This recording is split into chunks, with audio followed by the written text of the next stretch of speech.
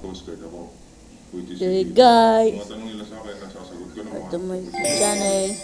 Please unlock the Carnival Angela. Which is nakukuha ko lang naman sa internet. Yung binibigyan nila ako ng maraming pera. Ano sila? Filipino ba sila? Foreigner? Wala sa akin pakilala. English sila. English. Habang tumitingin, mas detalyado na ang tinatanong ng kanyang foreign contact. Ipinasa siya sa isa pang contact o hunter na nagpakilalang worker. Mas komplikado na ang hinihingi ng informasyon tulad ng mga resupply mission at pagbisita It's Carnival Angela. Kalaunan, pinadalhan ng salary si Danny. At mula sa messaging app, sa isang popular na gaming app na sila nagkakausap gamit ang mga code. Nagkakaroon may malapit na kaibigan si Danny na taga-Coast Guard.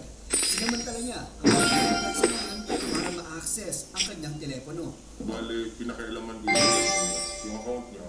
Ano ako, nilagay ko sa messenger, sa Android ko. Kasi ang idea ko is media. Ang iniisip ko lang is ibang palitan nila na wala akong ganyan. Ani Danny, hindi niya pa alam noong una na nagsisisi siya bilang espiya ng China hanggang mangyari ang pamamangga ng China sa Skoda. Doon nakintuban si Danny, kaya kinumporta niya sa message si Peter. Bakit niyo binangga to? Nagalit na ako nun. Hindi ko naman ini-expect na gagawin nila yun. Doon na ako nakaramdam na parang naramdam ko na rin yung takot na yun nga, may mga kaibigan ako dun eh. Eh kung paano may namatay. Nang lumayo na ang loob ni Danny sa kanyang handler ni Peter, personal siyang pinuntahan ito ng huling bahagi ng 2024. Pumunta siya dito sa Pilipinas, nagkita kami dalawa, nag-usap kami. Nakita ko na rin muna yung mukha niya, nag-Chinese nga siya. Pagsapit ng 2024, naghinala siyang may mga tao kumalat sa kanya at binanggit niya ito ang Peter.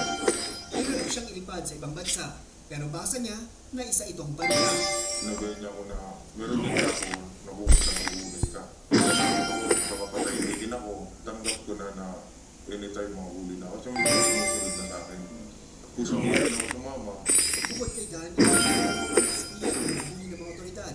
Isa ay assistant sa Department of National Defense at isa ay researcher ng Philippine.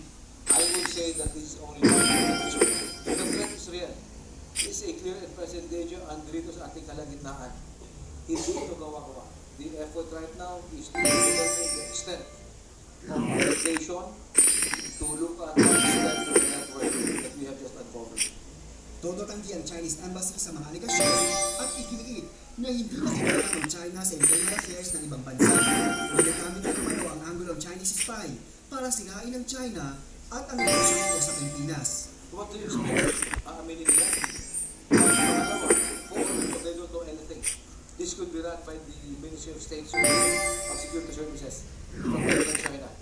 So we don't expect them to do anything. Mula sa simpleng pamumuhay, komplikado ngayon ang buhay ni Danny. Nakaharap umano sa banta. Sa ngayon, hawak siya ng militar. Finally, I unlocked the Carnival Angela.